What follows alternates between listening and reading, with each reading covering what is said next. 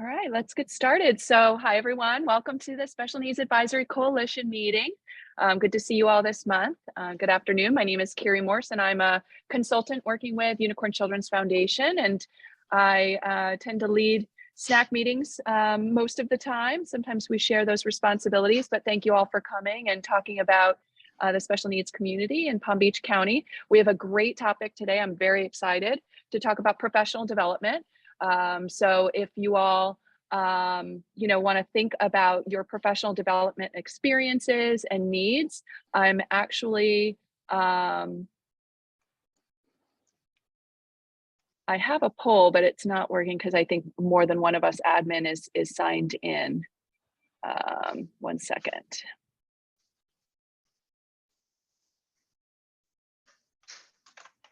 That's okay. So what we'll do is we'll have our speakers go, and then I'd love to hear more from you all in terms of your organizations and what professional development plans are in place. So are there policies at your organization, for example? Maybe you can put it in the chat since I don't have the poll functioning. So what are your professional development policies that you know of? Do you know, is there a budget available for professional development requests? If so, what does that budget look like? Does it seem adequate? And then also, are you a member of any professional associations? Because we are going to be talking about some professional associations today across different age groups. So if you're a member of professional organizations, I would love to hear who you're a member with. So you could put that in the chat because it could benefit from others that aren't aware of that association. So first, what we're going to do is you can go ahead and introduce yourself in the chat and answer those few questions to get the conversation going. And then what I'll do is I'll call on each of you to introduce yourself. You can say your name. If you're affiliated with an organization, go ahead and list your title and what you do. And then you're welcome to announce any upcoming events or programs that you'd like to share with the good of the group. All right, so I'm going to skip our co-hosts, our presenters, because we will introduce them when it's their time to present. So I'm going to start with Maria. Hey, Maria Lopez, how are you? Very good, very good. Thank you so much. Well, my name is Maria Rojas Lopez. I am one of the customer resource managers in the Early Learning Coalition of Palm Beach County. We do basically handle the call center. So any parents that you know that require any of our programs, either, voluntary pre-kindergarten, which is going to start this August. So we would love to hear about all those parents that have 4 years old this year so we can help them out with the BPK. Any parents in need of the school readiness, we are in ongoing open enrollment. So that means that we do have funding to bring parents over. So the wait on the wait list is minimum, just, when they apply, by the time that we review a few days, and then we send notice of funding so they can, be welcome into the program. Please give the families that our information, Early Learning Coalition. I'm going to put our phone number in the chat so you guys can have it. And that is basically what we have going on in here. Thank you so much. Thanks, Maria. Next up, Allison Winderbaum. Hi, I'm Allison Winderbaum. I'm the community navigator for the Jewish Disabilities Network at the Jewish Federation of Palm Beach County. Thank you. Welcome, Allison. Destiny Rawls. Hello, Destiny Rawls, education attorney at Legal Aid. Thank you, welcome. And Erica? I'm Erica San. I'm also an attorney at Legal Aid in the Education Project. Thanks, Erica. Erin Grubbs?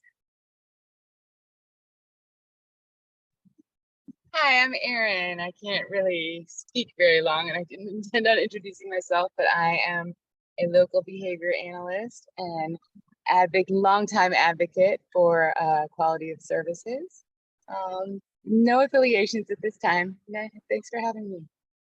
Awesome, Erin. Well, this is a great group to get to know, and we welcome you anytime. Next, Jean Malaco.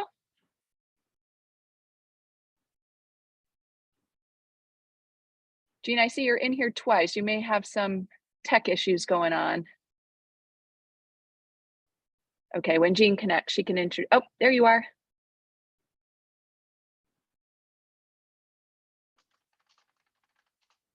Okay, we'll come back to you, Jean. Juana Venegas. Hi, my name is Juana Venegas. I'm the director of Money for Inclusion Foundation, and we help parents with anxiety and depression through different workshops. And I'm sorry, I'm picking up my son, so I cannot talk that long. Thanks, Juana. Next, Kim Harris. Hey, Kim. Hello, my name is Kimberly Harris. I'm the intake specialist at Vocational Rehabilitation, and we help clients who have impairments and disabilities to get jobs and keep jobs. Thanks, Kim. Good You're that you're welcome. here. Natalie Eno. Hey, Natalie. Hi, everyone. My name is Natalie Eno, and I'm sorry I'm not able to put my camera on at the moment, but I am the Family Resource Specialist for the Easter Seals program, the Early Steps program within Easter Seal. Thank you. Thanks. Tracy Perez. Hey.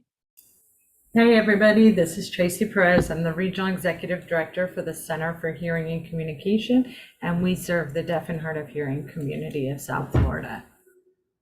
Thanks, Tracy. And Zippy Rosen. Hey, Zippy.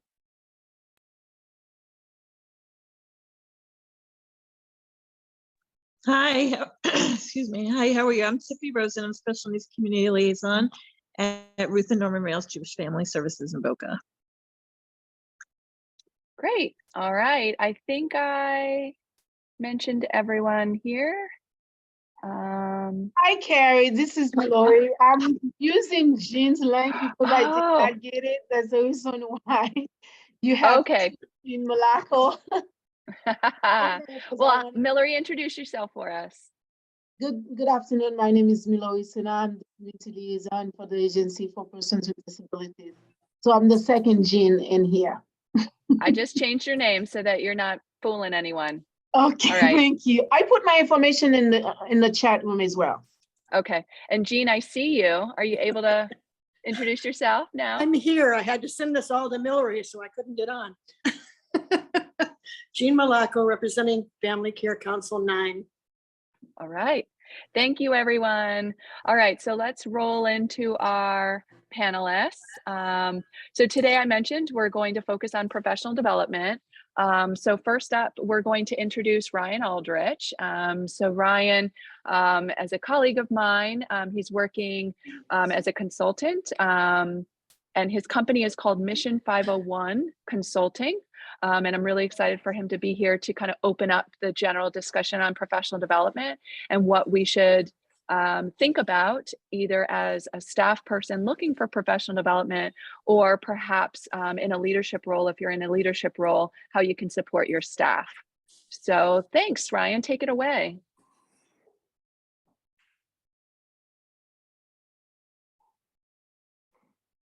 I needed to unmute. You're muted. There you go. My apologies. You're good now.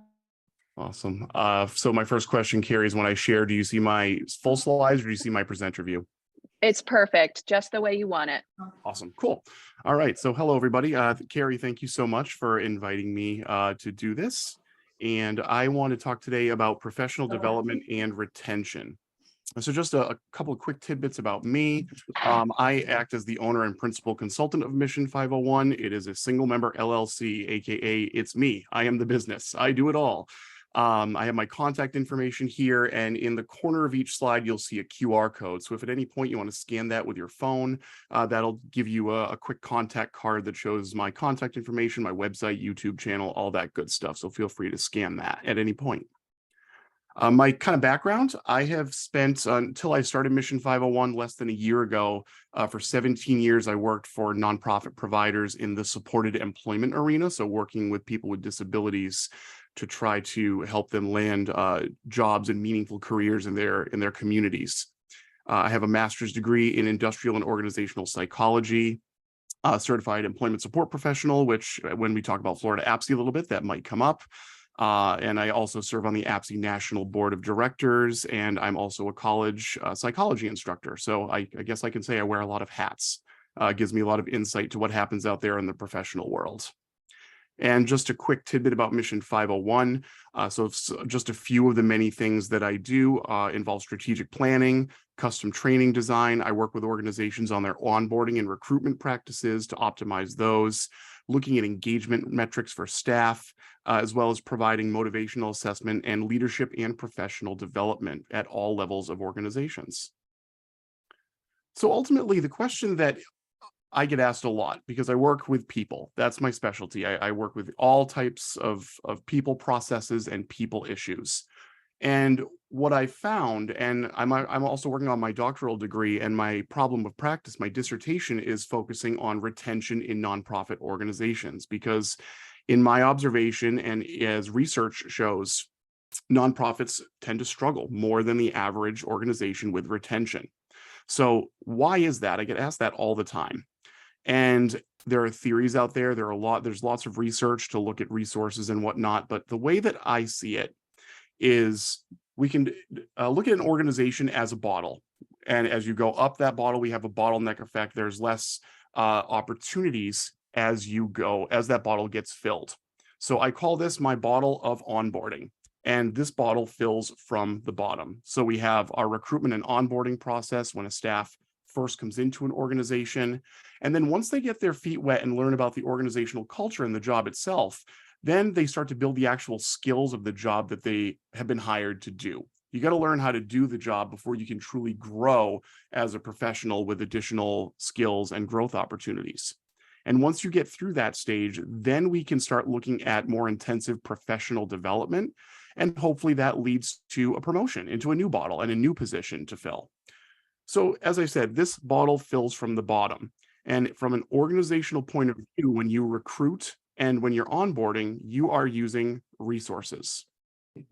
So this bottle fills from the bottom, and we have money coming in. That's spending money for your recruiting, whether it's Indeed or your job centers. It's the money you're paying your recruitment staff to develop and find interviews, all that stuff. And once that money goes in, what winds up happening is there's literally a bottleneck. And what happens is people get into the skill building phase. And for one reason or another, whether it's burnout, whether it's a bad job match, whether it's a misunderstanding of what the job was compared to what they want to do, or even a wage issue, it goes out, they leave. And when they leave, that money that invested is gone. You need to use more money to put back into recruitment for another person. And it just keeps cycling. And as a result of this, you'll notice that nothing gets up to that professional development phase. And it's like a revolving door. You're always recruiting and bringing people in, and then they leave. So what I try to assert as a consultant when I work with organizations is that professional development can make a huge, huge difference. So there was a LinkedIn study that was done in 2019. And there was a percent of employees that said that they would stay longer with their organization as if they found that the training and professional development was engaging to them. Does anyone want to take a stab as to what percent of employees said that they would stay with an organization if they felt that their training and professional development was engaging? Any guesses in the chat, Kerri? I can't see the chat, FYI. 99%, Aaron. Wow, that's a 99, large okay. guess. 70, Tracy says. Mm-hmm. 85, Destiny's 85. picking down the middle, somewhere Okay. down the middle. So we've got some high percentages, all well over 50%. You're on the right track. 99% wasn't that lofty. It's 94% Wow. of employees said that they would stay longer if they just felt like their training and professional development program was motivating to them and gave them results to feel like they were growing. So one way that I assert this when I work with organizations is to have a model of training. So when we look at how a training model, how your curriculum is organized from onboarding all the way through to the more advanced trainings can have a huge impact. And what I found in my work is that most organizations don't have a model at all. It's kind of jumbled together with a combination of required trainings and custom trainings. And so I have a model that I use. And I have a video from my YouTube channel that I'm going to share here. It's about 8 minutes long. I do want to share, I know we have people from multiple arenas here.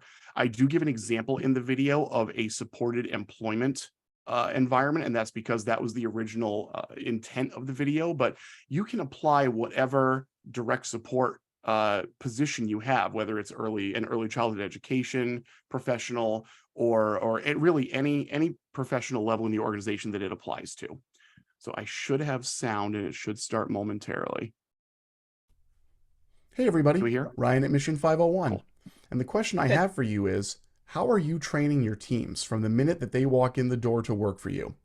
Are you just giving them the basic training, or are you providing ways that they can grow professionally and personally so that they will always feel motivated and driven to keep improving? Today we're going to talk about a best practice for splitting training into different domains so that your staff feel like they always have room to grow and always have things that they can learn to continue moving forward.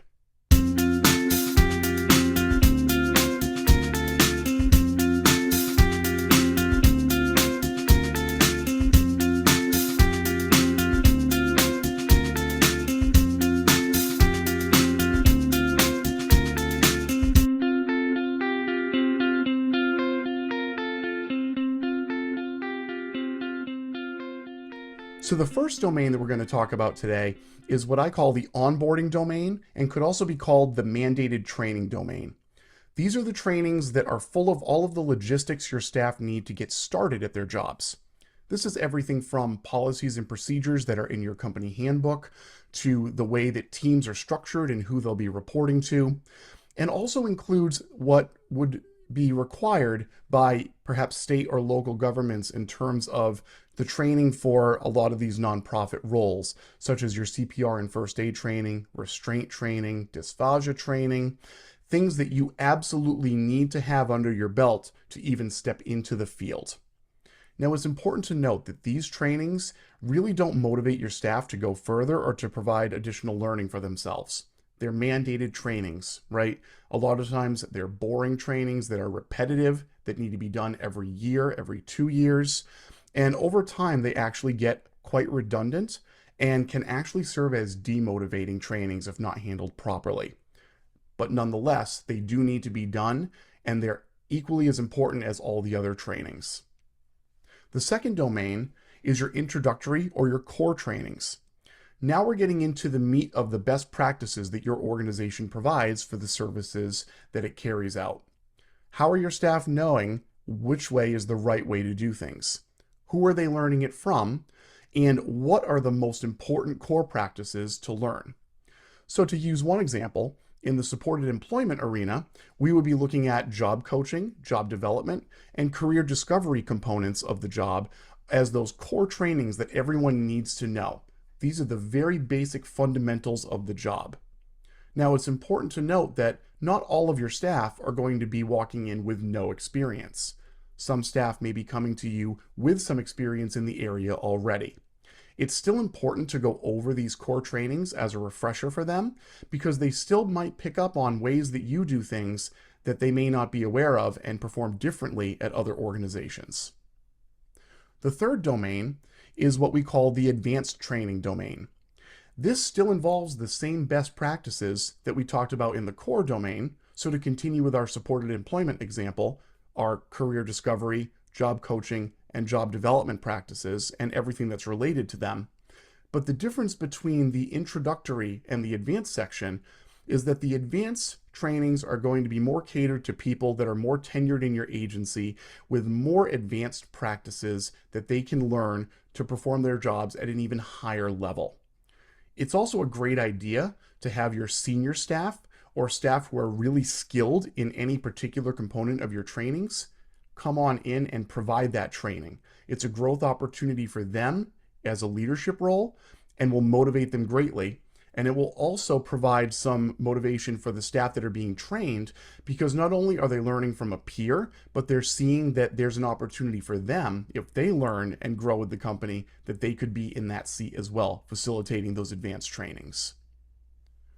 The fourth domain, and the most important one for motivating your staff, is the customized training domain. And this is where, as leadership, you need to know every one of your staff and what drives them and where their skills are and where their opportunities lie, not only for improvement, but for continued development. When we talk about customized training, we're talking about conferences, external trainings, and learning skills that don't necessarily have to do with those best practices. So for example, perhaps there's a leadership training on coordinating special projects that one of your staff would like to attend. That doesn't have to do with job coaching or career development as it pertains to our supported employment example, but it still keeps them engaged because it's learning that they want to do for a job in your organization that might not be open now, such as a supervisor or a manager, that they may want to attain someday. Where a lot of organizations make mistakes in this area is they focus too much on the core practice and the mandated training and don't go further into advanced practice training and don't even touch the customized training component. And when this happens, your staff feel like they get this initial training walking in the door, and then they'll get their fundamental training learning how to do the job, and then it kind of feels like they're on their own. And what I hear from most staff who go through this is that they then feel like they're not getting the attention that they need. They feel like no one is focusing on their passions and their dreams for future development and future positions that they may want. And as I mentioned with the mandated trainings, eventually these core practices fall into that category of feeling redundant and repetitive. And that's when we start to talk about burnout. Staff will start feeling burned out if they're not learning new things and not feeling like they're growing. A lot of things can contribute to burnout. Bad training and a lack of training and development is a major contributor. So, as leaders, what can you do right now? One thing you can do is take inventory of all the trainings that you provide and categorize them. Is this a mandated training? Is this an introductory practice, an advanced practice training? Or does this fall under the customized role? Once you've defined that, you can take a look at where things lay and see perhaps you don't have anything in the customized training realm. Perhaps you don't have enough advanced training. Perhaps everything is in your mandated training and you're lacking even the basic trainings to provide people the skills that they need to perform in the field. Once you have this information, you can do many different things, including looking at ways that you can create that training. And that's a great example of a time when a consultant could come in and help you to create that training. So let's recap. There are 4 main domains of training that you can split all of your training components into. We have the mandated training or the onboarded training, which is your logistics, your introductory and core training, which is your grassroots skill building trainings.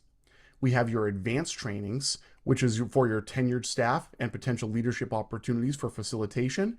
And lastly, and most importantly for motivation, we have the customized domain, which is your external trainings, conferences, and real opportunities for growth and development to keep your staff motivated and engaged. Thanks for ways that you can create that training. All right, so the last part is a plug where I say, here's my contact if you want to hire me. We don't have to go into that. So are there any questions, any call outs, anything in the chat, Kerri, during that video? Not that I can see. All right. So with that stated, I really want to focus on the customized training because as I say in the video, it really is the one that's most motivating. So with organizations, there's one organization that I worked with where I was performing periodic surveys on staff satisfaction and overall motivation and just their feeling about working with that organization. And we use the NPS score model. I could have gone into a whole tangent on NPS. Just know that the higher the number, the better. Anything over a 60 is considered excellent, and it can go as low as -100. So what we did is we conducted an NPS survey on overall satisfaction. And one of the questions that I weighed was, have you attended a customized training in the past 12 months, such as a conference, external training, and what have you? And there was also a narrative section where they offered feedback on how that training helped. The NPS score for those who did not attend a customized training in the last 12 months was a 23, which on the NPS scale is considered insufficient. It's poor. Anything, you need to be above a 30 to be considered somewhat in a standard area. The NPS score for those who had attended in the last 12 months was a 58. So really, really close to excellent. So it was just one survey, but there's also a lot of research out there that shows that the more you focus on customized goals and training, the more satisfied people are with their jobs. Now, I also mentioned in the video that, as leaders, for the admins and leaders in the room, that it's important to know your staff on a personal level, okay? Because we're all doing the same role, but ultimately teams are made of individuals. So I can have 10 different people here. Each one is a different color to represent different personality, different characteristics, different cultural backgrounds, different expectations, and just overall a different person that gets brought to the table. And as we often define a team, it's just bringing those personalities together with a common goal and saying, here's our team. It might be a team, but each person is still their own person. And so the motivation is going to come from a different place. Their goals are going to be different. And so that's where the customized training really comes into play, because if you're just standardizing training for everybody, that's got to happen at those lower levels for the mandated trainings and the core trainings. But if each employee can feel like they have something for them and something that was truly catered for them, it shoots motivation and morale through the roof. Speaking of motivation, I do offer a couple of theories here and as to why this often happens and where motivation comes from. There's a lot of motivational theories out there. We could have a whole week-long series on all of them, and some of them would apply and some of them not so much to the nonprofit world. There's a couple that I want to briefly cover that I think that I've used to describe with organizations. And they are expectancy theory and two-factor theory. I'm going to try not to get too jargony. This is where my master's degree starts coming out and I start using huge words. So let me know if you need me to clarify anything. So expectancy theory basically says that when you increase your effort on the job, your performance will get better. The more effort you put in, the better you get at your job. And the better you get at your job, the higher your rewards will be. That we call that instrumentality. And the rewards that are received for improved performance have to hold value to us. And in order for motivation to be present, all three things need to be there. So for example, if instrumentality is not there, so let's say somebody is doing great work and they're noticing that their performance is getting better, but they're not rewarded for it. That's going to kill motivation. If you look at the valence, which is the value of the rewards, this actually comes from a personal story that a professional told me, that on their 6-month review, they had placed more people in jobs than any other person, and they had conducted a couple of trainings and done that those advanced trainings and that peer mentoring, and they were rewarded with a $25 Starbucks gift card. So that is a reward, but compared to what they thought they deserved for that effort, that valence fell short. And as a result, they didn't feel as motivated to keep doing to keep making that extra effort. So expectancy theory holds that this whole process continues, and if all three things are in place, then motivation is going to be high and present. The other theory that I use, and I actually have a video about this on my YouTube channel, hence why the reference is there with my business, is two-factor theory. It's also known as motivation hygiene theory.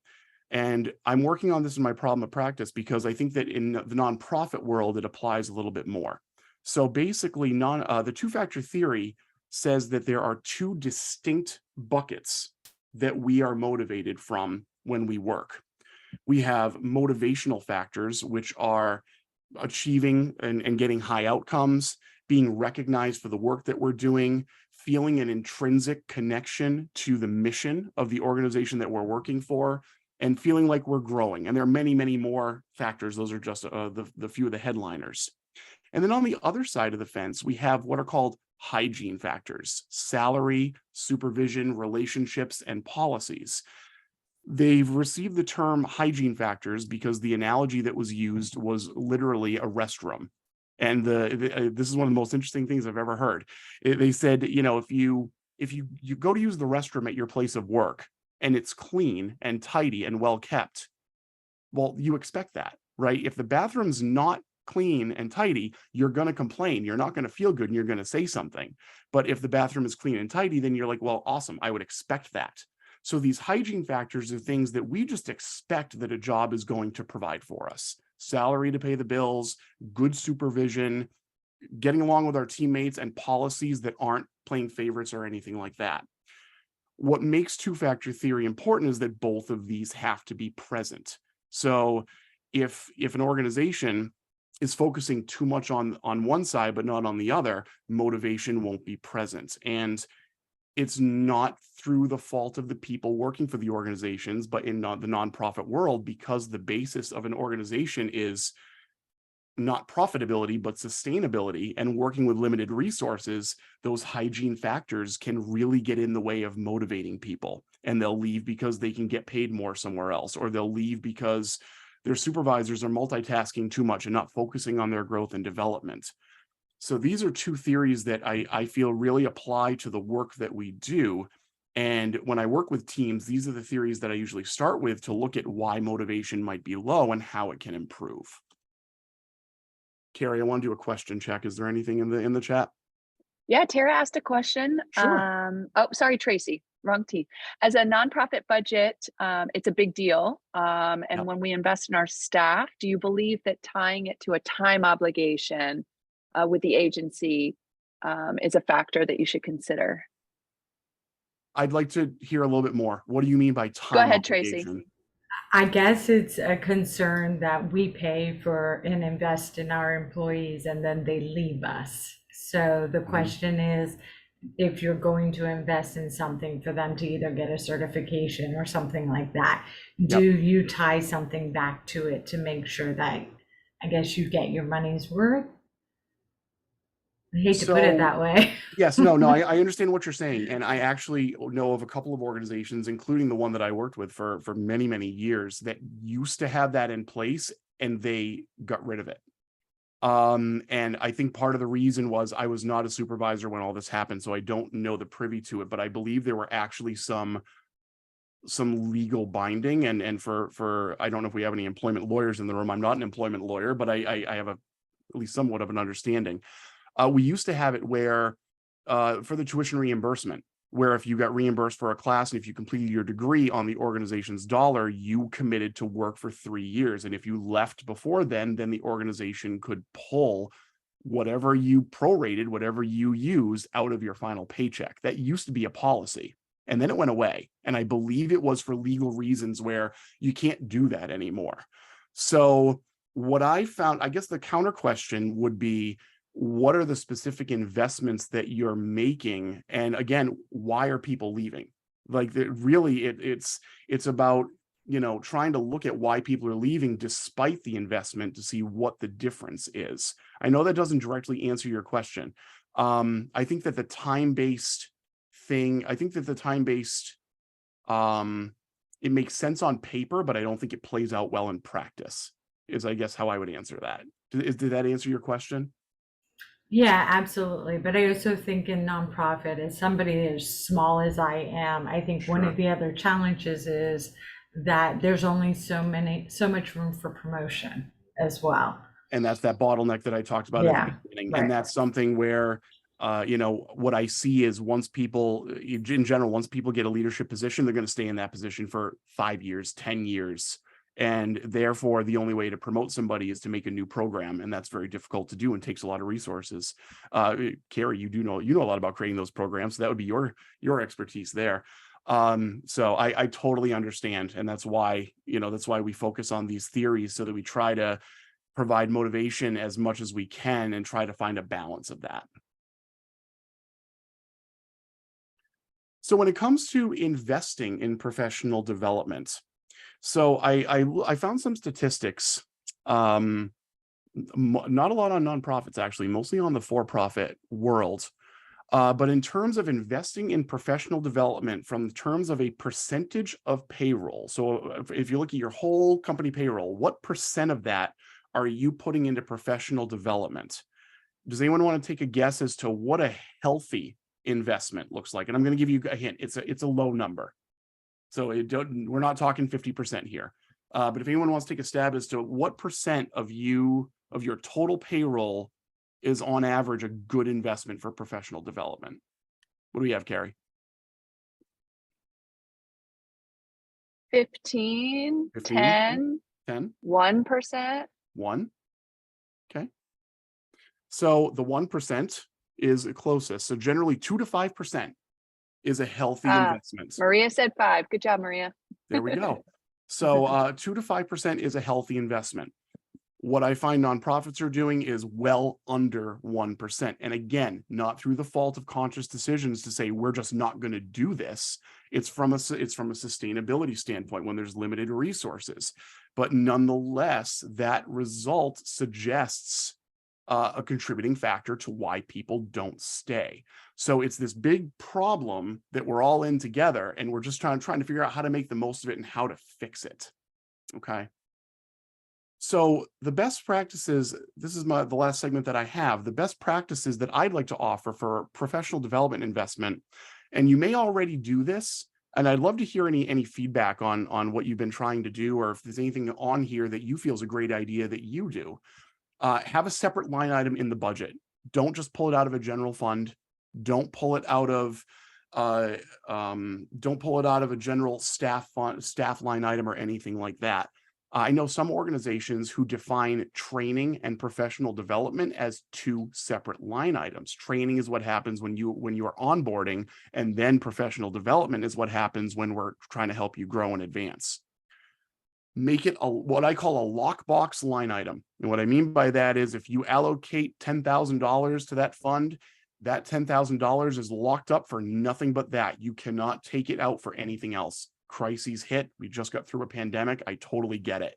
But to protect those funds as much as you can and not treat it as, well, it's there in theory, but oh, that'll be the first thing or the second thing that we pull from. Treat it as a lockbox, because it's so powerful when you're able to use it on your staff.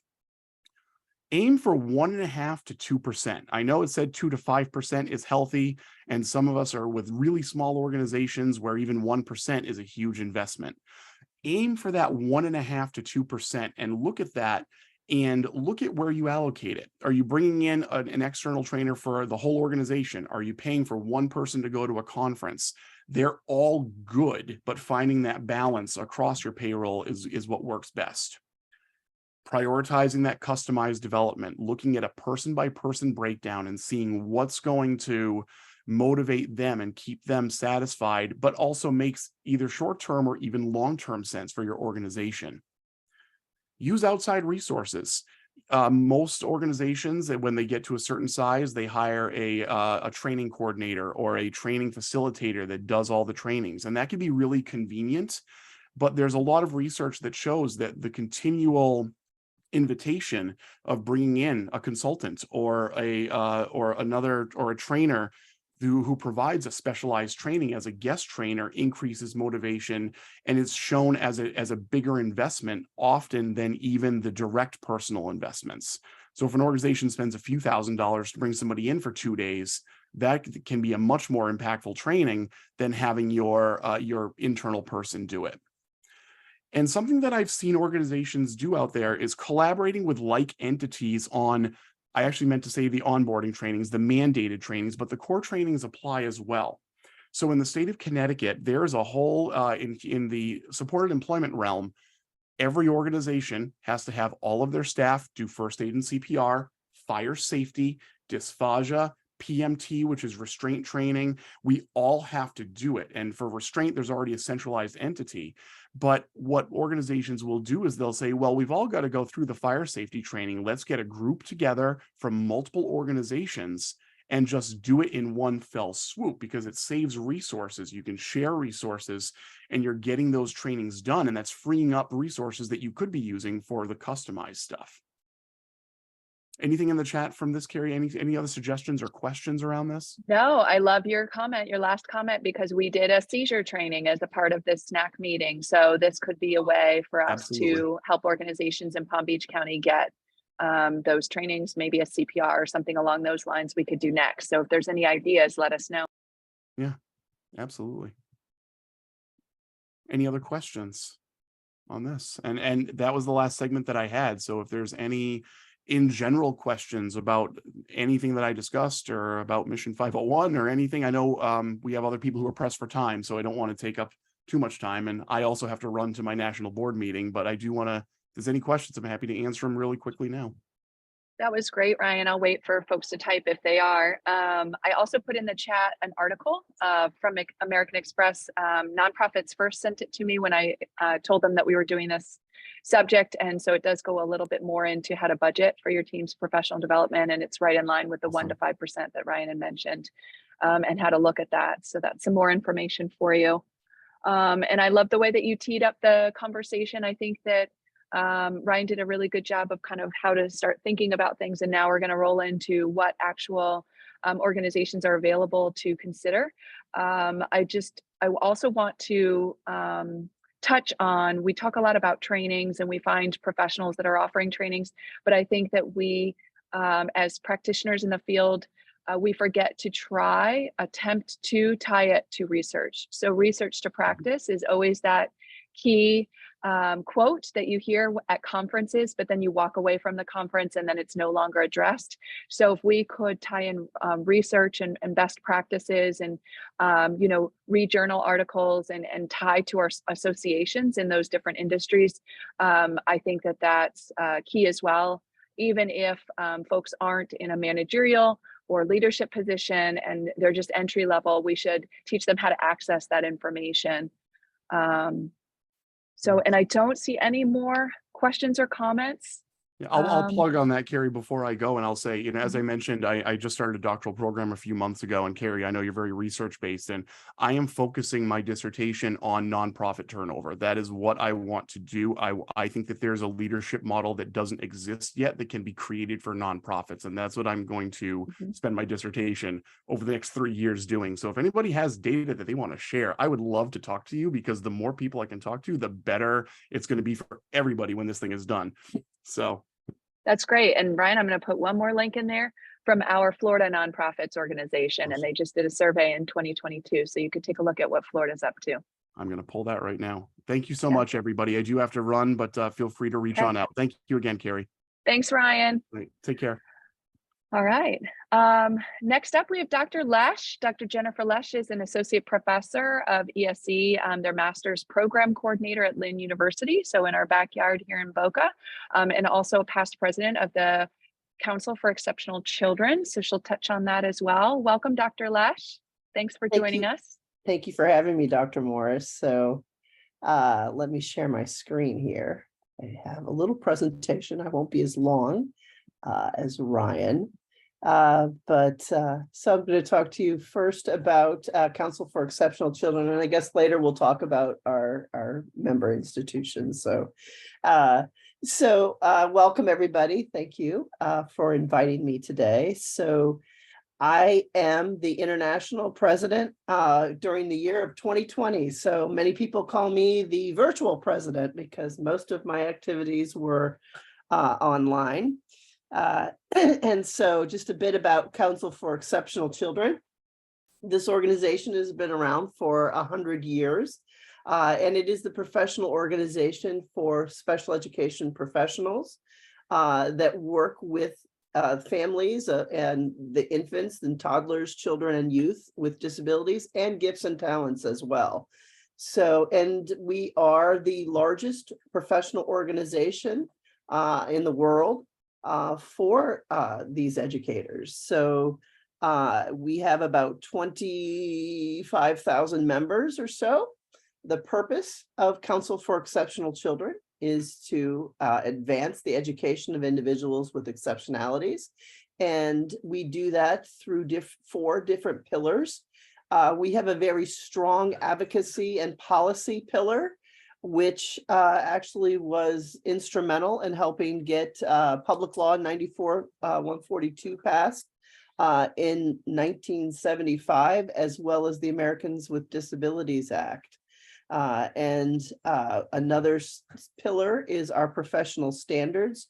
We help institutions of higher education with standards to help vet their pre-service teacher, special education teacher programs. And we provide a variety of professional development. I'm going to share some of that here in a little bit. And as well as a membership organization. And we are also, excuse me, a nonprofit located in Washington, D.C. I have been a member, I've been the president of our local chapter. And I've been the president of our state unit, our Florida state unit that I think Dr. Slanda is going to talk to you about. When you are a member of Council for Exceptional Children, you are a member of your state unit, and you can choose to be part of a division. And I think Tara is going to talk to you about one of the divisions in which we have in Council for Exceptional Children.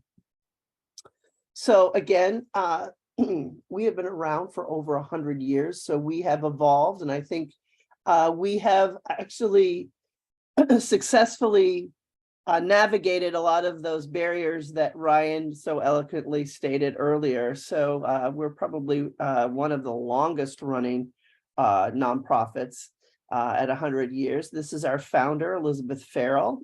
She started the Council for Exceptional Children. She was a teacher of children who were excluded from public school. She felt that there was a need to educate these students, so she started her own school. And with that, she started an organization for other educators who felt the same. And so we have just evolved from that 100 years ago. Our vision and mission, actually, I went through I was a board of, or actually past president, immediate past president, when we went through a whole session with a consultant to revise our vision and our mission. And so that was a lot of work. And so I'm very proud that our vision really is what we envision for the world. And so we really want to see high quality education that is inclusive and equitable for individuals with disability, wherever that may be. And our mission and how we do that is through cultivating and supporting and empowering education professionals who work with those individuals. And by advocating for education for professionals and individuals with disabilities and gifts and talents. We do this through advancing professional practice and scholarly research. We talked a lot about that already on evidence-based practice. We have two wonderful journals that are wrapped around evidence-based practices and vetted by blind peer reviews. One is for researchers, which is called Exceptional Children, and the other is called Teaching Exceptional Children for our practitioners. We also, our mission also includes promoting diversity, equity, inclusivity, and accessibility. We feel very strongly about that, and everything that we do is wrapped in those underpinnings. And then we also work to build networks of partnerships and with communities such as this consortium of professionals. So we have several membership categories. So some of them may be of interest to you, some may not be interest to you. We have first and foremost a membership category for our pre-service teachers, which is not expensive at all. We also have graduate students, maybe those students that are working on their doctoral degree. We also have early career for our early career educators who may not have the salary to commit to a professional organization. So we try to keep it lower for them. And we have the professional membership. We also have a para-educator for anybody who's a paraprofessional. We have a retired professional, and then we have, which maybe for this group might be of interest, a family or parent affiliate.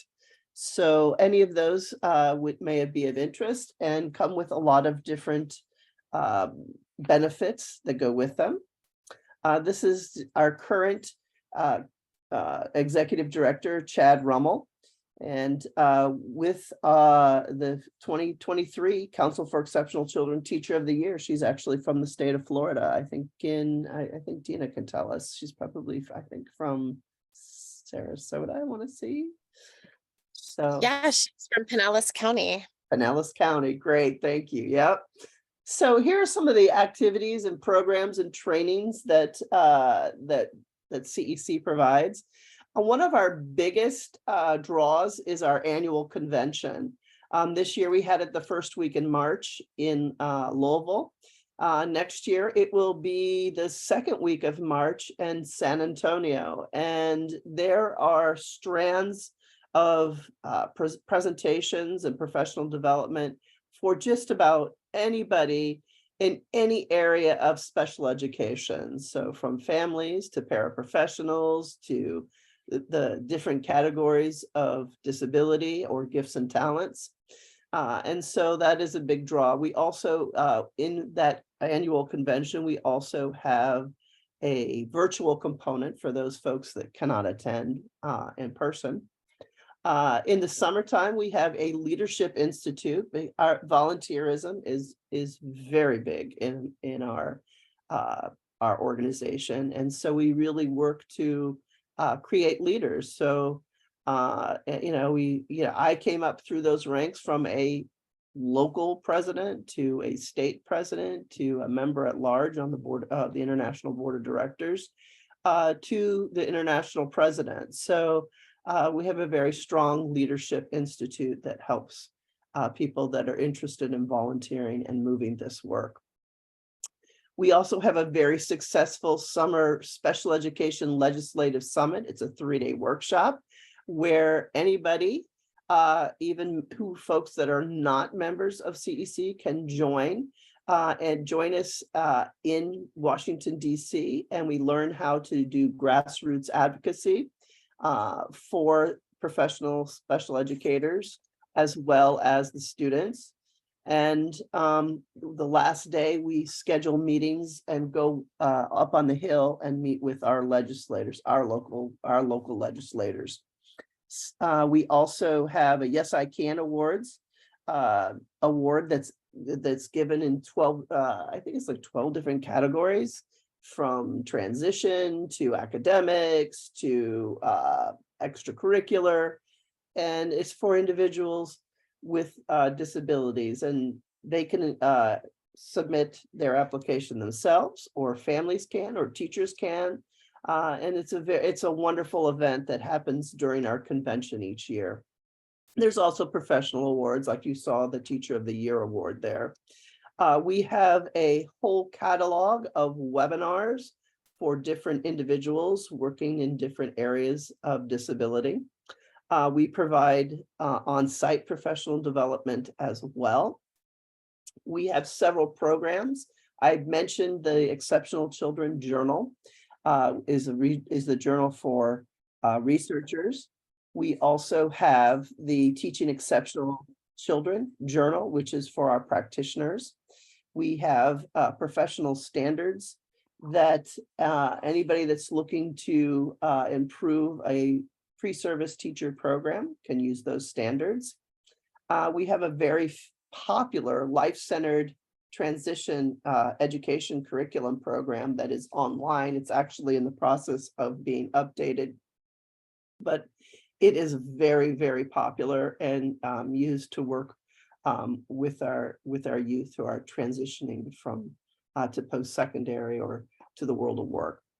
And then lastly, we have high leverage practices, which are those evidence-based practices that help to get, they show research-wise what the biggest bang for the buck that teachers can use to engage students, to increase academic gains, increase engagement, motivation, and classroom behavior management. So those are some of the programs. We have several videos that are free that people can just go to our website and see. I could talk on and on and on about it, but I will stop there. And if anybody has any questions about Council for Exceptional Children, I didn't want to take too much of Dena's thunder there. But again, once you're a member of CEC, you become a member of your state unit. And if you have a local chapter, we do here in Palm Beach County have a local chapter as well. You become a member of that chapter as well. Thank you so much. And if you have any questions about CEC from the national perspective, or any of the programs offered at Lynn University, you can certainly reach out to Dr. Lesh. I know some of our presenters have a time crunch, so Dena, are you okay hanging on and I kind of come back to you if that's okay? Sure, absolutely. Okay. All right, so I'm going to skip Dena. She's going to talk about Florida CEC, and I'm going to hand it over to Tara next. And Tara's going to talk about one of the divisions of CEC, DCDT. So many letters. Yeah, I really appreciate following Dr. Lesh, because the websites I had pulled up were very similar to what you were just sharing. So I think that's just, it's encouraging to know that we're passionate and we're talking about the same thing. So I really appreciate that. I'm going to just share really quickly. One, I think Kerri was just talking about member benefits. And so this looks very familiar because I know that's why I got so excited. I was like, oh, this is great. One of the biggest benefits that we've seen with the national organization, the subdivision for DCDT, which is Division on Career Development and Transition, is we have ongoing professional development opportunities like webinars. So for example, I'm actually teaching one of the transition webinars in a couple of weeks that's being offered. So there's members only rates, and there's scholarships even available for our members who maybe don't have it in their budgets to cover and send. And I thought that was something I wanted to note on, because my university, we're given an allotment of professional development that we can use, and it gets really hard to justify traveling when you want to be a part of so many things. So one of the things I've really appreciated, and this is actually following what CEC is doing, is offering the ongoing professional development opportunities.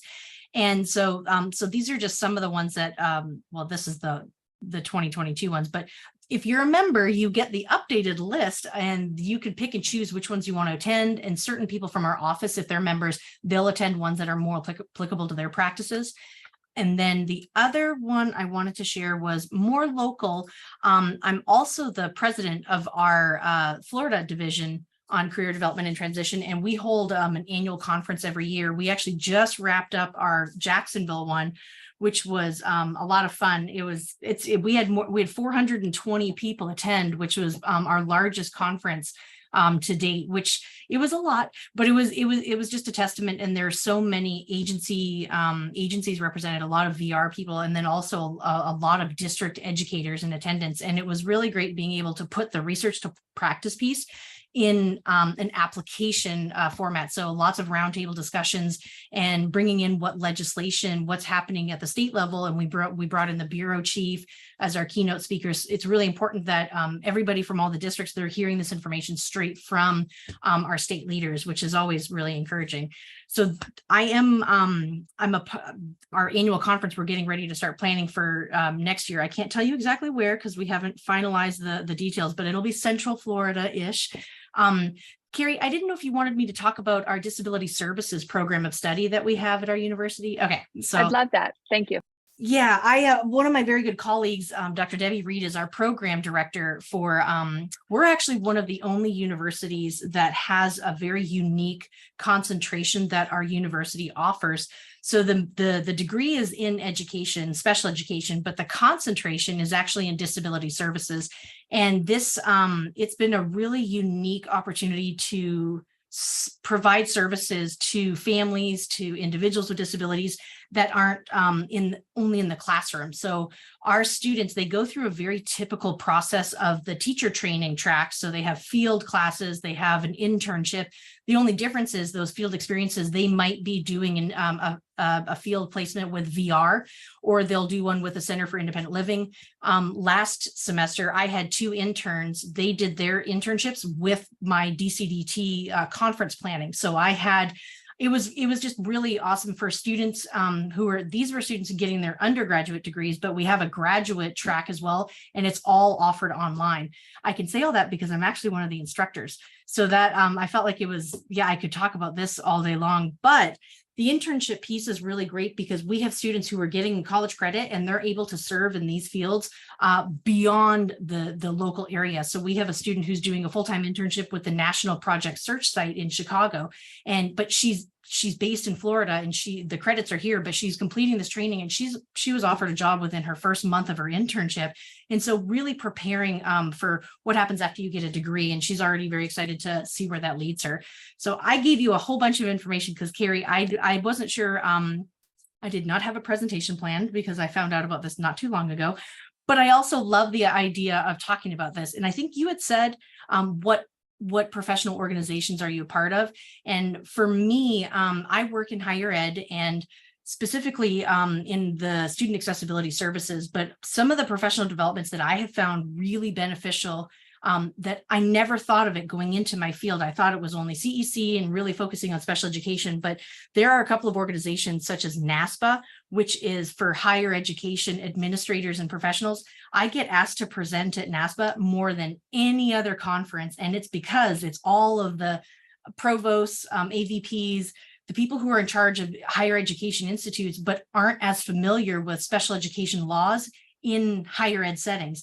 So I do a lot of ADA compliance, even just person first, like really basic person first language and confidentiality and accommodations versus modifications in a college classroom, which has been really encouraging. But NASPA and AHEAD, and there's a few other organizations that they are, and APSE's actually got one of the best ones I've seen, the ongoing professional development opportunities that you can, I mean, every month I attend something just because it's included in my membership. And I think that's something that I didn't really know about until I had a mentor kind of walk me through, like picking and choosing which organizations would benefit the most.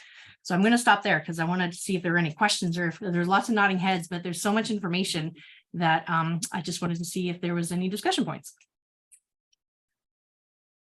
Awesome. Kerri, you've given us so much information. I really appreciate that. And thanks for the APSE plug. I'm actually going to hand it off to Denise. She's going to bring up her presentation and she's going to talk about FCIC over on now we're going from Jacksonville to Tampa. So all across the state. And then she will also talk about APSE a little bit. Denise, if you're ready. All right.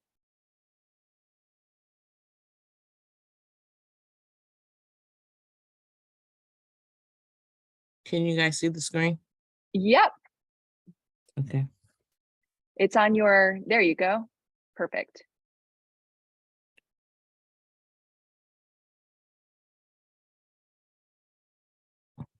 The wrong, this is the one I want. Okay. And welcome, Denise. Sorry Thank about you. that. Hi. As Kerri said, I'm going to talk about professional development for employment for professionals, especially in the field for working with people for individuals with disabilities and also for self-advocates, because we all need to be able to do these things. And so professional development can be free. They're hard to find. It can be those that you pay for, and you've heard from both sides of those this afternoon. You get membership in the organization, and it has lots of benefits. And they've talked about these already in the presentations before, and you also get to attend conferences. Now, the best thing about conferences is not that you get to travel and go somewhere else, is that you get to meet like-minded people. And then you also get a lot of professional development in those 1, 2, or 3 days. And so I work for the Florida Center for Inclusive Communities at USF, which provides statewide resources for families and self-advocates and other agencies relating to intellectual and developmental disabilities. And in that role, I'm the employment coordinator. And so we're a USAID center. And so we provide at least 10 webinars per year that are employment related for job seekers, who are self-advocates, for job placement specialists, for family members, for caregivers, for employers. And all of that stuff is available on our website. And it's also available on YouTube for job professionals who are job developers or supported employment coaches. We offer certificates of completion, and those are APD certified. So you have a number and you can get credit, continuing education credits for those. We also have an annual conference that's called EVC Talent Actualized, and EVC stands for Employment Virtual Conference. It's an all-day conference. It's usually going to be 6.5 hours, 5.5 hours of credit because we give you an hour for lunch. And we provide a keynote speaker, and we provide 4 sessions. This year, this conference is going to be on June 2nd, and it's going to be from 9 to 3:30. And our theme is leveraging social capital for persons with disabilities. And we're mostly talking to employers in the morning, and we're talking to job seekers and family members and job placement professionals in the afternoon. And so we're going to talk about a lot of different things, and you'll hear from employers, you'll hear from agencies, you'll hear from self-advocates. And we try to make sure that that's a very interactive and informative session, and we do that annually. And then those videos are also shared on our YouTube and our webpage, and they're provided for free. We don't charge for any of these. Some other places that you may want to consider getting professional development services from, especially in this field, if you're in this field, VCU, RTC, they have employer practices for individuals with disabilities. They are a research and training center for employment practices. That's where I learned supported employment from. They are in Richmond, Virginia. They have lots of courses on their line. Some are paid, some are free, but it's a great resource to get more professional development information and resources in this field. Another agency that has lots of resources and assists in this area. This is going to be personal professional development. They have recorded webinars and they have upcoming webinars that are free. This is Griffin Hammis, and they are all about creating communities of economic cooperation. They deal with person-centered planning. They deal with supported employment. They deal with anything that leads to full inclusion of individuals with disabilities. And then they also have live webinars as well. So they are a great resource, and they've been around for many, many years. So they also have a customized employment curriculum that you can download, or publication. And it has true stories from individuals with disabilities and lessons learned from those who have worked in the field. And it's for in-service staff trainings, it's for family education. It's also to bolster job seekers' outlook on employment opportunities that may be out there. So it would not only professionally develop you, but also the job seekers with disabilities. And so another thing about VCU is when you go to their website, you're going to see a lot of tabs, but the one you want to pay the most attention to is going to be this one, which is training, because they have the supported employment online course, and sometimes it is free. They have an overview of customized employment. They also have employing people with disabilities, and they also have a Social Security training that you can become certified in, and that is usually free for the first one as well. And then there's Florida APSE. Kerri is the president of the Florida APSE. I am one of the vice presidents, and it is the association of people supporting employment first. And it's the only national organization that focuses exclusively on employment first for all individuals. Doesn't matter what their disability is or anything like that. We are seeking employment first for all. That means real work for real wages, not piece rate, not subsidized or anything like that. In Florida, APSE offers opportunities to learn and to participate in collaborations and think groups and webinars and workshops. You do have to pay for membership. It can either be private, individual, which is about $150, or it can be business. And business memberships vary, but the benefits are it can be either from 2 to 5 employees or up to 10 and 20 employees. And there are things that come included with that. They also have monthly webinars. Each state that has a chapter has webinars. And once they're posted, you're welcome to attend any of those webinars. So you could feasibly do 120 webinars a year if you were to join APSE. And then they have annual conferences. So there's the national conference, which is usually held, well, this year it's in Columbus, Ohio. And then the Florida chapter of APSE also has a conference. And our conference will be the last week of October, and it'll be down in the Fort Lauderdale area. And we try to move it around. We also do webinars. We also do networking events, and we try to move those around the state as well.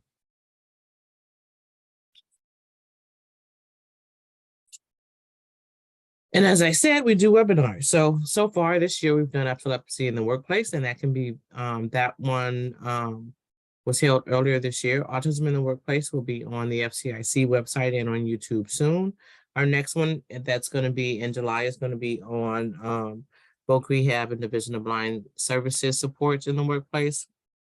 As I said, our conference is coming up. It's going to be October 25th through the 28th. And then we're going to have entrepreneur spaces. We're going to have a job fair and much more and networking events for those who attend. And then there's Employment First. Employment First is not one that you have to pay for, but they also offer professional development.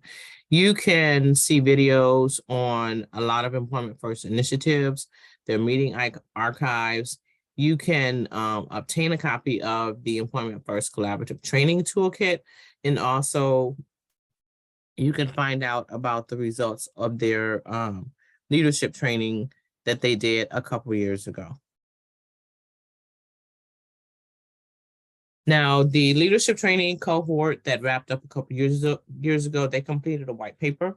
And this was composed of self-advocates and some state agency leaders who wanted to get more into DD leadership in the state of Florida. And so they, after working a couple of years, they came up with some recommendations, and it's all in a white paper. And I'll make sure that you get the link for that. It's listed here, but we'll make sure it gets into the chat. And so they recommended that we have to ensure that there's a set of core competencies for employment specialists.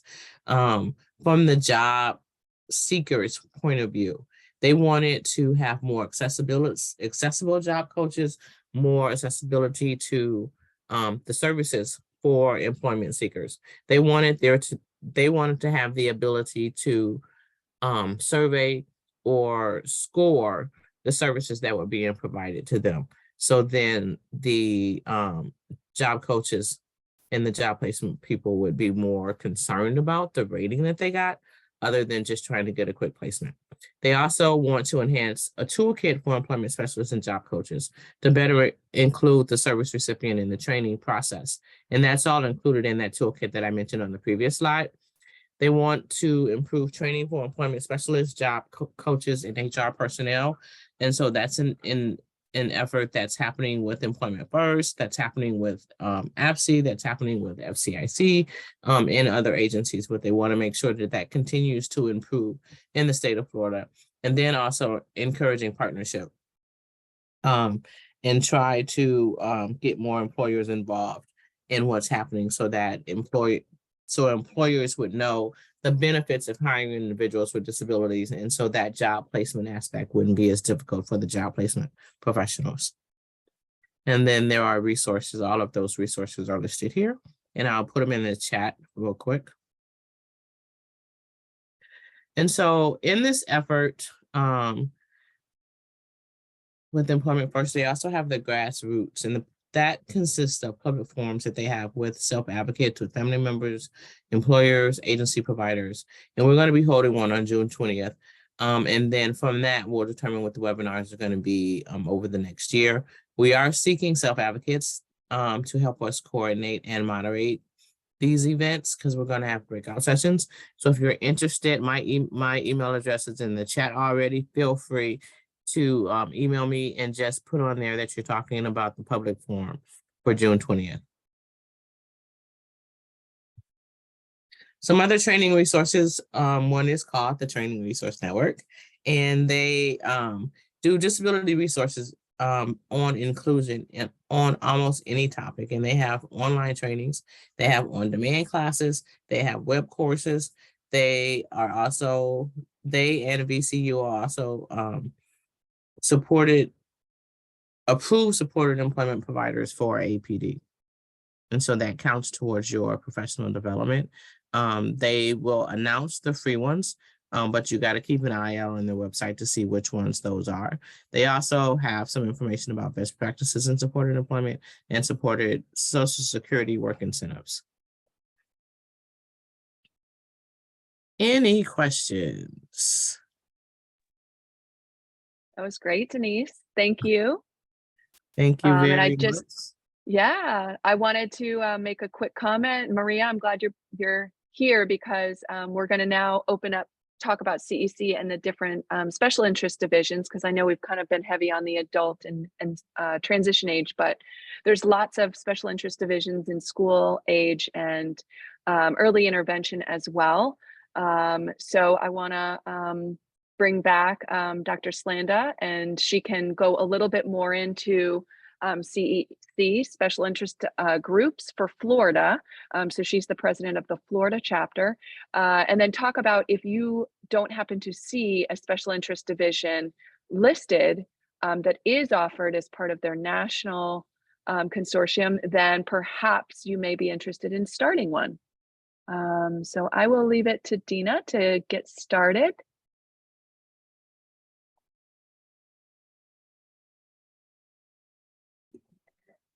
Hello, everybody. I'm excited to be here and to talk to you a little bit about the Florida Council for Exceptional Children.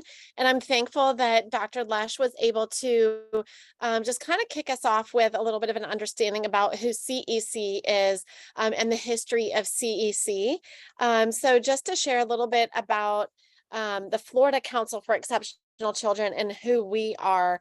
So the Council for Exceptional Children is a professional association, like Dr. Lesh had shared earlier, of educators dedicated to advancing the success of children with exceptionalities. And Florida's mission aligns with that, and we accomplish our mission through advocacy, through our standards, and through professional development. And so we have several opportunities for professional development, as we'll see in a moment, and our core values really align with that visionary thinking. So how do we as a group here in Florida look at that forward thinking and our courage together to make dedicated ideas for excellence and influence in our environments?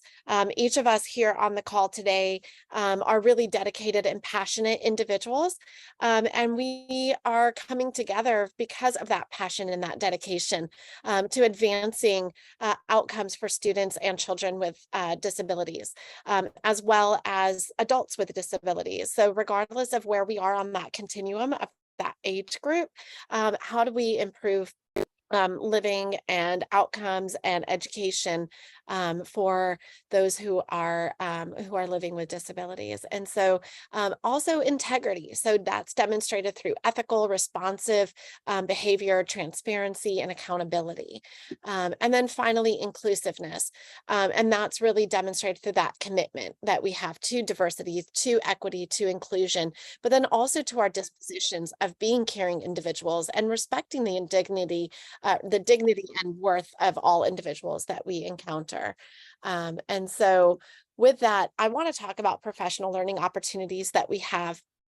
So in the state of Florida, under our umbrella of the Florida Council for Exceptional Children, we do have lots of local chapters. And so those local chapters could be across the districts. So in Palm Beach County, we have a very active Palm Beach County chapter of the Council for Exceptional Children.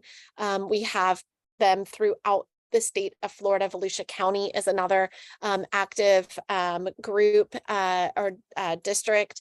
So is our Gatorland chapter. And if you live or reside in an area where there is not an active chapter, well, then we're going to talk in a moment about welcoming you to our leadership conference, where you can learn more about starting a chapter in your area, where you can come together with like-minded individuals to start a chapter of your own and really become more active in your area with the locals, because sometimes there are local things that are driven by what is happening in your immediate area, right? So maybe they are different than what's happening here in where I'm living, which is in the Central Florida area, and that might look different in the Southeast region or in the Southwest region or up in the Panhandle or up in the Jacksonville area. So how do we really capture what is happening in your area? So we'll talk more about those local chapters. Or you might have some things that are happening that are really unique to a disability category that you are very passionate about. And so we can talk more about that. And some of those might be maybe you're very passionate about what's happening on the international front, or you're very passionate about transition, or you are very passionate about early intervention. And so you might want to join a group that is very dedicated to outcomes for those very particular areas. So those more locally driven or disability driven categories are more aligned with your mission, your personal mission. We also have those CEC based opportunities.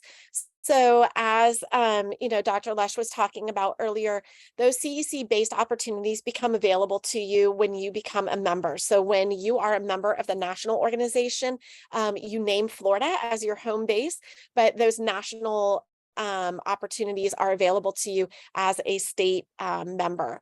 And then everything that's happening on the state level is also available to you. So that's really exciting too. So it's like a 2-for-1 special is the way that I like to look at it. It's almost like Verizon. We like to bundle it. And so there's lots of opportunities as well for when we think about advocacy. So our state unit, we know there's lots of things that are happening statewide, with lots of different legislation that's being passed that may be of personal interest to you. And so whether you're a parent, whether you are a state employee, whether you work in higher education, whether you work in our school districts, but there's lots of things that are happening that are being passed continually throughout our state legislation that impact how you provide services to students with disabilities or children with disabilities. And you might want to stay abreast of what those are. So our advocacy efforts that are led by Dena, who is our CAN representative, might be of an area of interest for you. So we highly recommend that you get involved. We don't take a particular side. What we take is an interest in advocacy. We equip you with knowledge, skills, and dispositions on how to advocate, how to know how bills are passed. What does that look like? And how to spend a day on the Hill to become more knowledgeable, and how to advance outcomes when it comes specifically to advocacy for children with disabilities. Bring awareness is really the goal here, to ensure that children with disabilities are bringing about the best that they can when it comes to educational opportunities. So if you were to think about how Dr. Lesh had brought up earlier, about PL 94142, which was Public Law 94142, which later became the Individual Disabilities Education Act. That is really through the efforts of our advocates. That's the efforts of parents. That's through the efforts of everybody that serves children with disabilities. And so what, Jane West used to always say, if you aren't at the table, you're on the menu. And so really, when we're thinking about our children with disabilities, we want to make sure that we have a seat at the table. And that is really what our advocacy looks like. There's also opportunities on our board currently for regional leadership. So when you think about, maybe local isn't for you, but regional is. So we need someone to serve in leadership positions to oversee our local chapters, or to guide and support our local chapters. So this might be an opportunity that you are considering for getting involved in our state unit. And so if you are interested in that, please feel free to reach out to me. We would love to have you join our board. We also support professional learning through annual conferences. So we actually have 2 annual conferences coming up, and I'm going to show a couple slides on that so you can take some notes. But our 2 annual conferences are our leadership conference, where we develop leadership skills in our local chapter leaders, as well as our regional leaders. And our state leaders. But then we also have our big annual leadership, or our big annual conference, which takes place in the fall of every year. So I'm excited to share more about that in just a moment. We really rely on our volunteers. We are a volunteer organization, a member organization. We are a statewide nonprofit organization. And so volunteerism is really critical to the success of our organization. So we recognize our volunteers and all of what they pour into us for our success. So there's different ways that you can volunteer, a little bit or a lot, but just know that your little bit goes a very long way for us. We also provide grants to our teachers who are pouring in so much to their students, as well as our awards. We have several awards that we give out annually to our Rookie Teacher of the Year, our Teacher of the Year. And you just saw a picture that Dr. Lesh showed earlier, which was really exciting to see our Florida State Teacher of the Year become the National Teacher of the Year as well.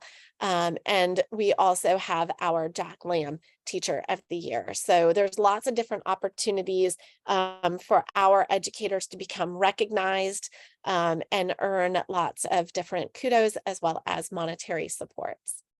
And then that CEC Day on the Hill, our Florida educators are able to take advantage of that opportunity to join others on the Hill. But what's great about that too is that they learn so much from that, but then they also create so many networking bonds with others as they advocate.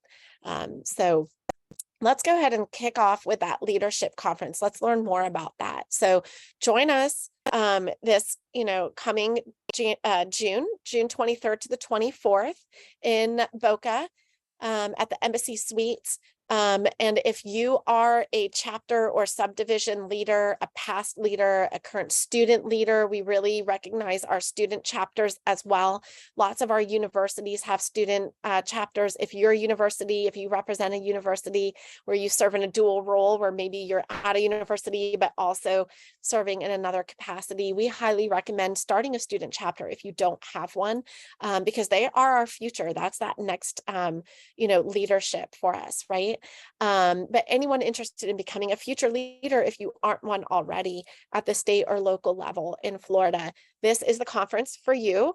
We will start on that Friday afternoon, and then we'll move into our Saturday full day of learning, and Dr. Lesh will be there as well. So we are so honored to have someone that was on our national board also being able to represent on our state board and at our state leadership conference to really share more about what does leadership look like? How can you bring about more opportunities for professional learning at the local level as well as at the state level?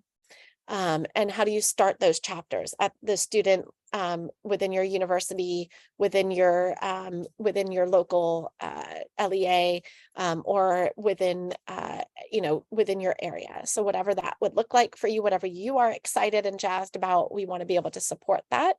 And so for a current professional CEC member, it is $75 to join us. And then as a current student CEC member, it's $45. We also have an awards luncheon set up, which is really exciting to recognize our wonderful chapters that have been doing the hard work. What's exciting about this too is the networking opportunities to learn from some of the great chapters that we'll be attending. And then our annual conference. This conference will continue its tradition. What's really great is that we are celebrating our 75th year. So 75 years of doing great things here in the state of Florida, where we're going to have our educators, our professionals, researchers, and leaders in our school districts and universities, various organizations come together And this year's theme is Bridging the Gap, Strengthening the Pillars of Special Education Through Students, Families, and Educators. We brought together hundreds of educators and and several stakeholders from around the state of Florida last year who participated in the pre-conference workshops, which were held by various Florida DOE discretionary projects on the first day, and those pre-conference workshops are all free.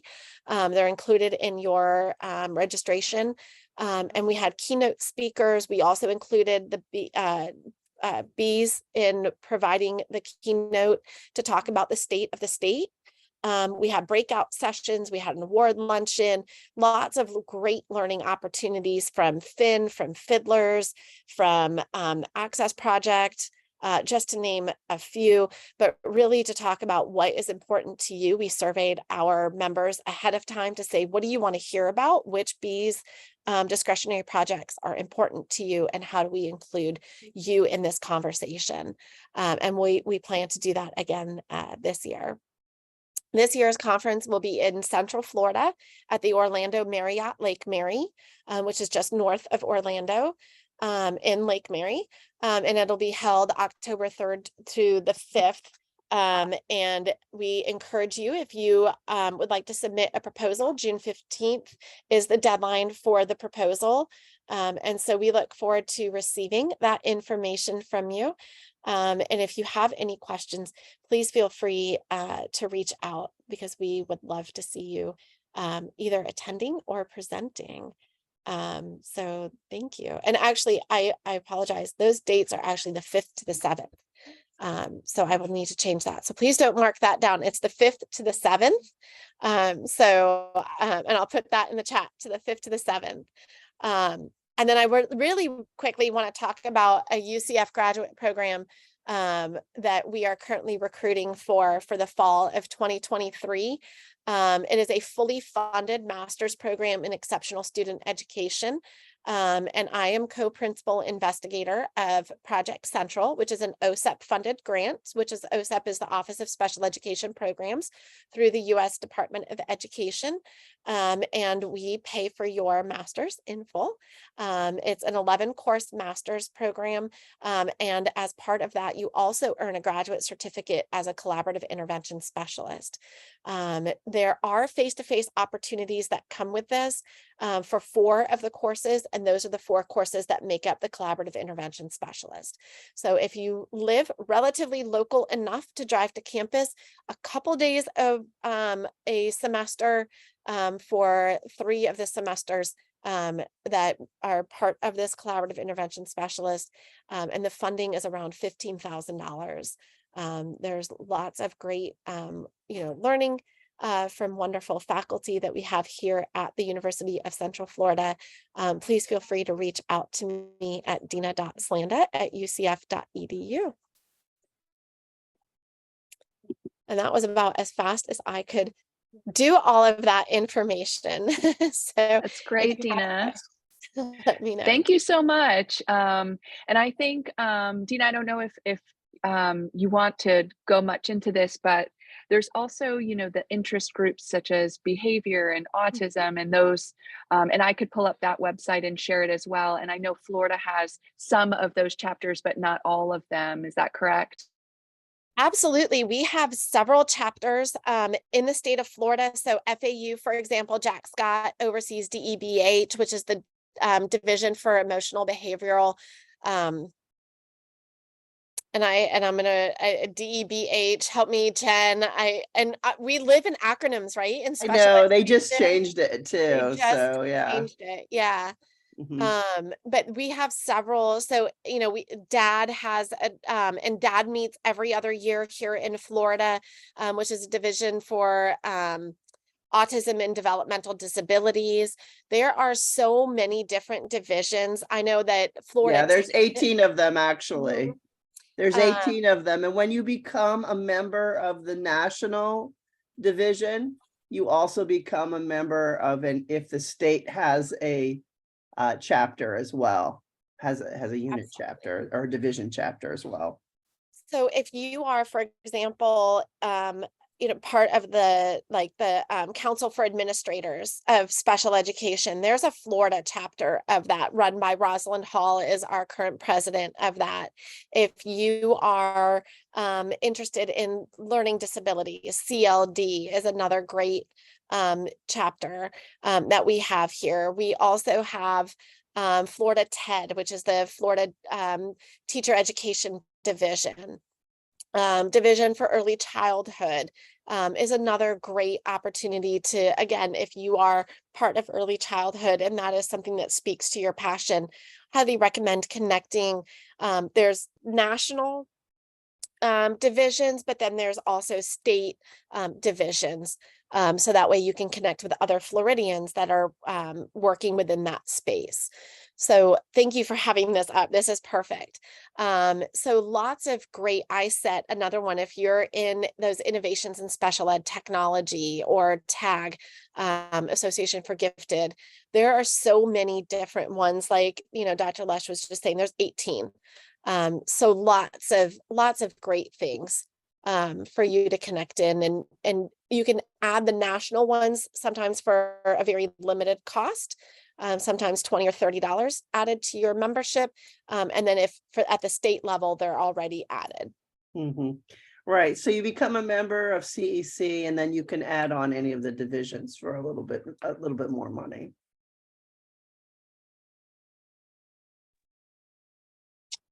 Wonderful.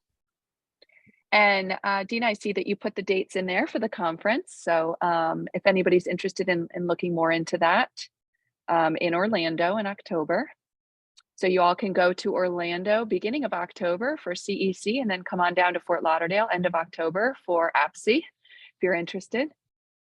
You could do a whole state tour. There you go. There's lots going on in Florida, that's for sure. Any questions about any of the topics that we've discussed, and or any suggestions on other associations maybe that you are a member of that we did not cover? I would love to learn more about your interests in other organizations that could benefit the group. I know we have some folks that focus on mental health. Are there mental health organizations that would be a good fit for those working with disability populations, or other early intervention associations?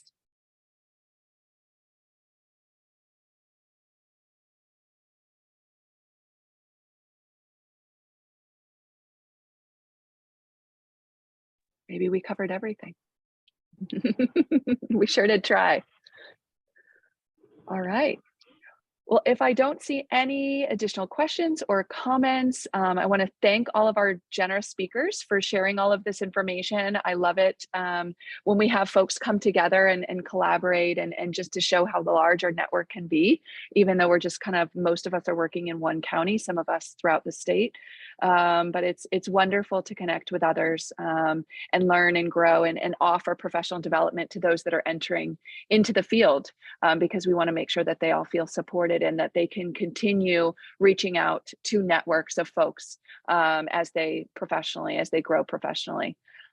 So thank you all, and we will see you all next month, and hope you all have a great afternoon. Thank you.